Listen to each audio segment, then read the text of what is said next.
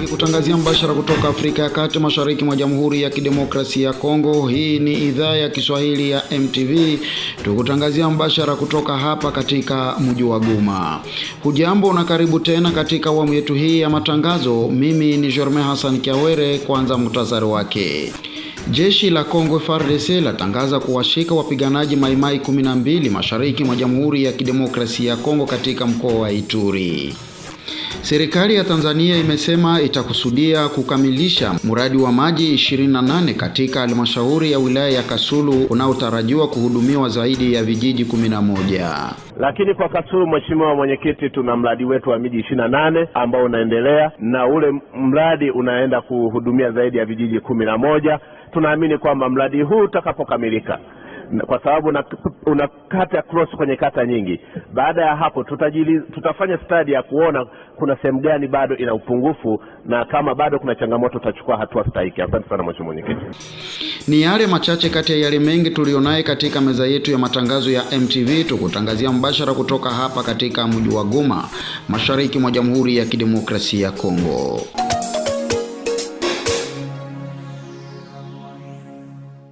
Na sasa tuanze moja kwa moja kuchambua habari zetu kutoka hapa studio za MTV, tukikutangazia kutoka mji wa Goma, mashariki mwa Jamhuri ya Kidemokrasia ya Kongo. Tukianza na habari zetu, tuanze na habari za huko Ituri, wakati tumeambiwa kwamba jeshi la Kongo FARDC latangaza kuwashika wapiganaji Maimai 12 mashariki mwa Jamhuri ya Kidemokrasia ya Kongo. Kwa mujibu ya Kanali Maki Azukai, msemaji wa operesheni za kijeshi Sokola ya kwanza kaskazini mwa mkoa ya Kivu Kaskazini, amesema kwamba wapiganaji hao wa kundi la Bwana Kambale Mayani wameshikwa na kikosi cha 3203 cha jeshi la Kongo FARDC tangu siku ya Jumatano Novemba 6 mwaka 2024, wakiwa na silaha 6 aina ya AK-47 na risasi kadhaa za kivita katika maeneo ya Biakato Kasoko wilayani Mambasa mkoani Ituri, huku akidai kwamba wapiganaji hao huenda wakitumwa na viongozi wao kuchimba madini kwa njia ya haramu na kupata ridha ya raia kwa Kivu Kaskazini katika eneo hilo la mashariki mwa Jamhuri ya Kidemokrasia ya Kongo. Kumbuka kwamba sio mara ya kwanza makundi yenye silaha kinyume cha sheria ya DR Congo kujihusisha katika uchimbaji madini mkoani, hiyo ikiwa chanzo kubwa ya vita vinavyoendelea mashariki mwa Jamhuri ya Kidemokrasia ya Kongo na kusababisha raia wengi kuendelea kuwa maskini kwa sababu ya kukimbizwa katika shamba zao na waasi kwa ajili ya uchimbaji madini haramu. Gavana wa kijeshi wa Kivu Kaskazini atangaza vita dhidi ya mgawanyo wa viwanja ambavyo havikivi viwango. Chirimwami awaalika watendaji wa ngazi za chini na wakuu wa huduma za serikali wanaohusika na sekta ya ardhi kwa maelezo ya wazi. Gavana amekutana na wafanyakazi katika sekta ya ardhi mjini Goma hii Novemba 6. Alexinda Ihoranye, mkuu wa kitengo mjini, akitoa onyo kwa wanaohusika katika kamisheni ya uizaji wa viwanja mjini Goma kuwa waangalifu.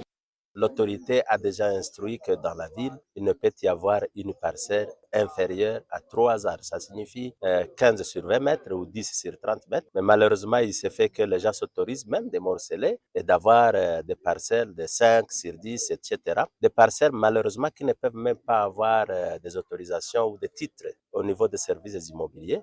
Ce qui fait que non seulement il y a cette promiscuité qui a des conséquences même sur les aspects climatiques, il y a aussi un manque à gagner par rapport au fisc. Ces morcelles, nous allons les identifier et faire en sorte qu'il y ait réunification afin que nous puissions avoir des parcelles qui répondent aux normes, mais aussi nous allons prévenir de manière qu'il n'y ait plus d'autres morcellement illégaux. Ce que je peux lancer à la population de manière générale, c'est de ne plus accepter que quelqu'un puisse acheter une parcelle qui a moins de dimensions. Moins de dimensions, ça signifie une parcelle dont les dimensions sont inférieures à 15 sur 20 mètres.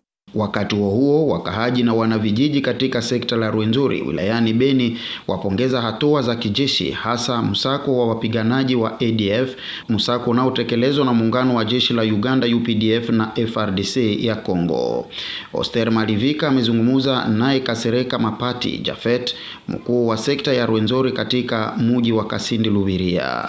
Hali ya ushirikiano ya jeshi letu ya FARDC na jeshi ya inji yetu ya kigeni Uganda katika sekta yetu ya Rwenzori inaleta matunda nzuri, kwani tangu zaidi ya mwaka mmoja katika sekta yetu ya Rwenzori tunaona kimya inarudi. Gisi munaweza ona watu wamerudi shambani, watu wananja enda kushamba, wanavuna bila tatizo yoyote, na barabara yetu hii ya Kasindi Beni ambayo tulikuwa naona atake mingi shambulia magari na vitu vyote ambavyo vilikuwa ndani, ile hali imekomeshwa. Yaani watu wanaanja safiri katika barabara bila tatizo yoyote, na ndio maana wetu katika sekta yetu ya Rwenzori tunasema ile ushirikiano ya hizo jeshi zetu mbili inaleta matunda mazuri. Hatua inapongeza hata hivyo naye Jade Vutapo wa shirika la kiraia pa Kasindi Lubiria. Ni ushirikiano wa Uganda na Kongo kwa sasa tunaona ni bora, na hilo jambo la rais kusema na waongezea mula tena katika nchi yetu ya Kongo, sisi hilo ndilo jambo tunalohitaji, kwani kuna mitaa ambayo ilikuwa hatanishi kwetu sisi raia. Kwanza hii barabara yetu ya Beni Kasindi, watu walikuwa na uwawa, gari zilikuwa na chomwa na wengine kupotelea njiani. Kwa sasa toka jeshi ya Kongo na ya Uganda wameungana, kwa sasa usafiri inakuwa salama. Hata mimi mwenyewe nimejaribu kutembea usiku ili niangalie hali kama iko vipi au kama ndapatwa na tatizo, na tunakutana na jeshi anakushimamisha na anakuuliza wapi unatoka, wapi unakwenda, sababu gani unatembea usiku. Mnapozungumza mnamaliza anakuambia kwenda, tunajua hali iko nzuri, hakuna shida yoyote. Ukaangalia katika Kainama, Boga, tunaenda barabara ya kutoka Luna Komanda, mauaji yamepunguka kuliko hali ya zamani. Kwa sasa unakuta raia wako napima tembea, ingawaje kungali hali iliyo tetevu kidogo.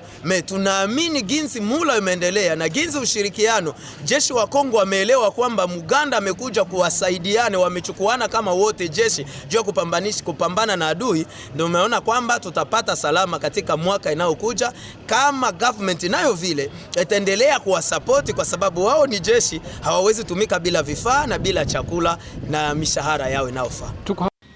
Huku UPDF na FRDC wakiendelea kusaka ADF ambao kwa sasa wazidi kumenya mbio.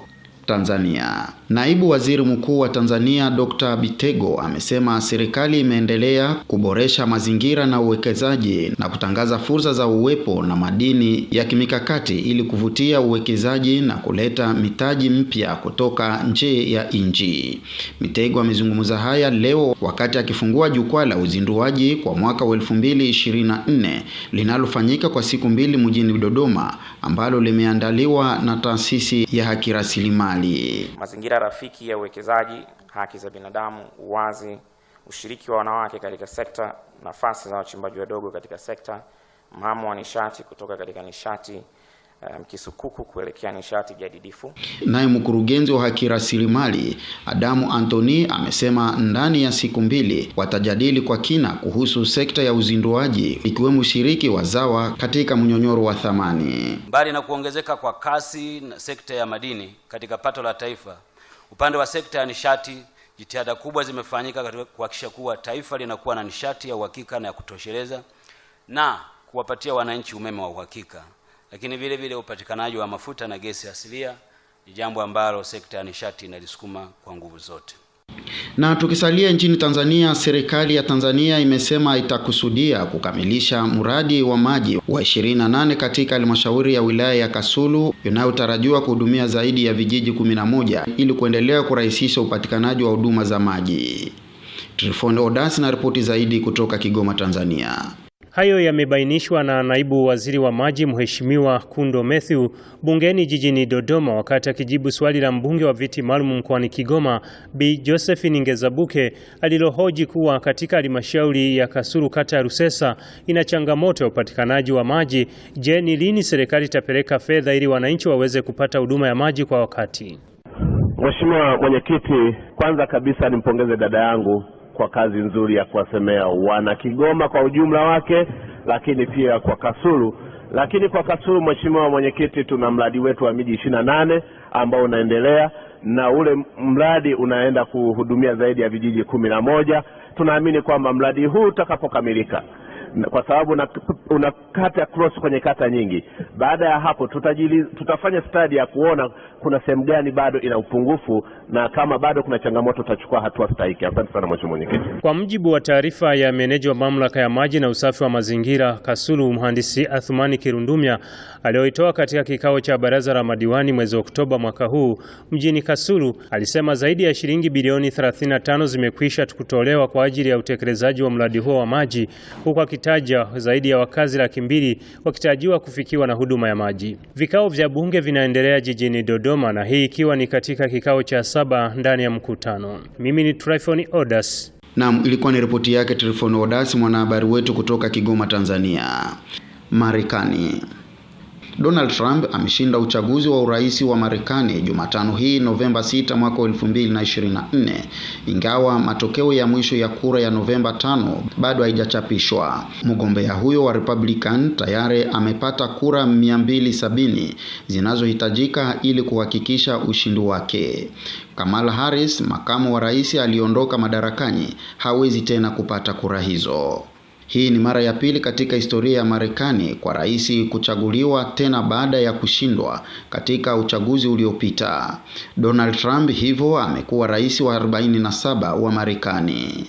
Ushindi huo wa Republican umezua hisia nyingi katika taifa ya Marekani. Rais wa Ukraine Volodymyr Zelensky amepongeza Donald Trump akitumai kwamba Donald Trump atasaidia kufikia amani na haki, hata hivyo katika Kiev na katika sehemu ya Umoja wa Ulaya.